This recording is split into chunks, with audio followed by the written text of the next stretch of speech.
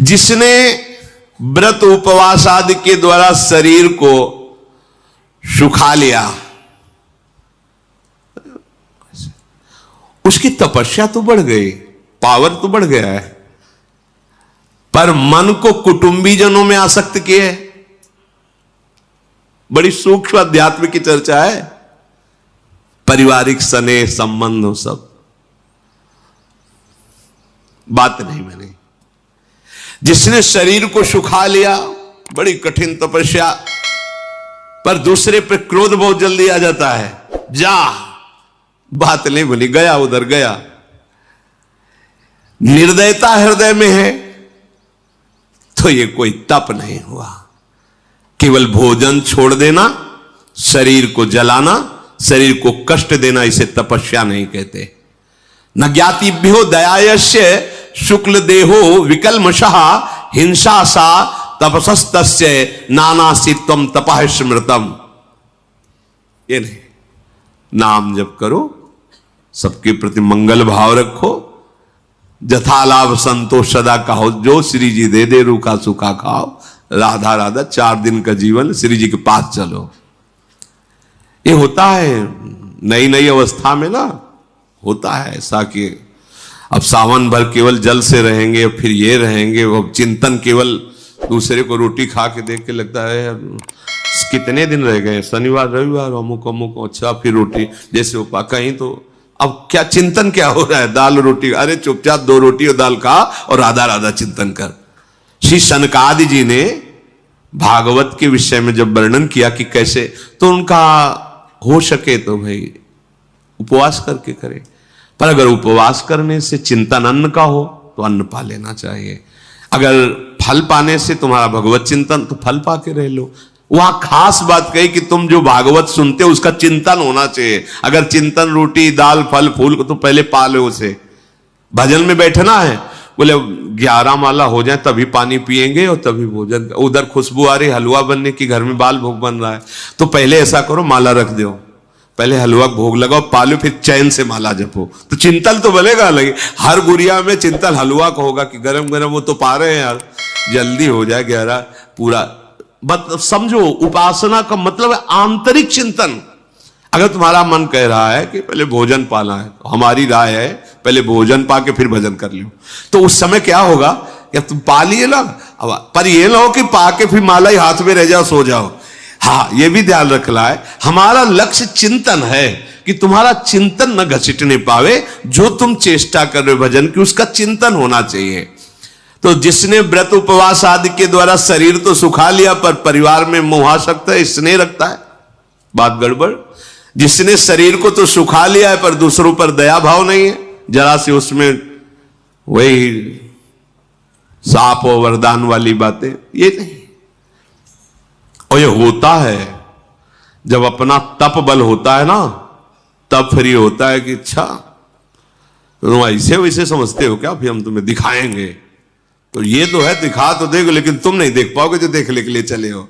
अगर तुम्हें देखना है तो तुम्हें आंख मूंदनी पड़ेगी, पिटना पड़ेगा, चुपचाप चलना पड़ेगा। ये वो मार्ग है। जैसे धन बचा के हमको कोई चीज लेनी है, तो फिर रास्ते में कोई हंसी मजाक करे या कोई गाली दे, दोनों में गर्दन झुका के बिल्कुल पहुंच चलो अपने धन को बचा के सुरक्षित। ऐसे ये भजन है। चाहे तो प्रणाम करे तो नजर झुका के निकलो, और गाली दे तो नजर झुका, अपने भजन को बचा लो। जो निरंतर, बहुत ध्यान देने योग्य बात अब कह रहे गृहस्थ के लिए, तिष्ठन् गृहे चैव मुनिर्नित्यं शुचिरलंकृतः यावज्जीवं दयावांश्च सर्व पापैः प्रमुच्यते। गृहस्थ में रह करके भी, घर में रह करके, निरंतर घर में रह करके भी वो मुनि ही है जो ऐसा करता है। क्या? अपने घर में रह करके सद्व्यवहार और धर्मयुक्त आचरण। जैसे गृहस्थ है, बस अगर काम भाव हो तो अपनी पत्नी से है, वो भी धर्मयुक्त। पत्नी है तो अपने पति से ही है। अन्यत्र पूरे विश्व में कहीं ये प्रायः रहता था, पहले प्रायः रहता था। मतलब ये तो स्वभाव में गांव में बैठा रहता था। मतलब ने तो इतना देखा है कि जैसे बहू आदि घर में है, तो जो घर के बड़े जन हैं अगर किसी काम से जाते हैं कई आवाजें दे के अंदर की, मतलब सावधान हम अंदर आ रहे हैं ऐसा, और छोटे भाई की बहू है, बड़ा भाई जा रहा है, बिल्कुल उसके वस्त्र अगर छू जाए तो अपने को अपराधी समझते थे कि गलती हो गई, वो छोटी बहू के कपड़ा छू, ऐसा पवित्र भाव, इतना बस आपका कार्य दिखाई दे। और कभी ऐसे कह के बात ना तो बड़े बुजुर्ग जन करते थे और ना बड़े भाई जन करते थे, बहुत उससे क्या परम पवित्रता। अब उसको मजाक माना जाता है, यहां तो घूंघट किस काम का, एक वो पवित्र व्यवहार, जिस पवित्रता का आपको ज्ञान नहीं, उस पवित्रता का व्यवहार। घर में गृहस्थ में रहते हो आप मुनि माने जाओगे यदि अपनी पत्नी से ही केवल काम भाव, अपने पति से ही केवल काम भाव, और यही ही आपको भगवत प्राप्ति करा देगा। विषय सेवन करते हुए भी भगवत प्राप्ति करा देगा, पर ऐसा नहीं, उसके भी नियम लेने चाहिए, मनमानी आचरण वहां भी नहीं करना चाहिए। नहीं तो जब शरीर ही क्षीण रहेगा तो धर्म कार्य क्या, गृह कार्य नहीं कर पाओगे, आपके अंदर आलसी वृत्ति, प्रमाद वृत्ति बनी रहेगी।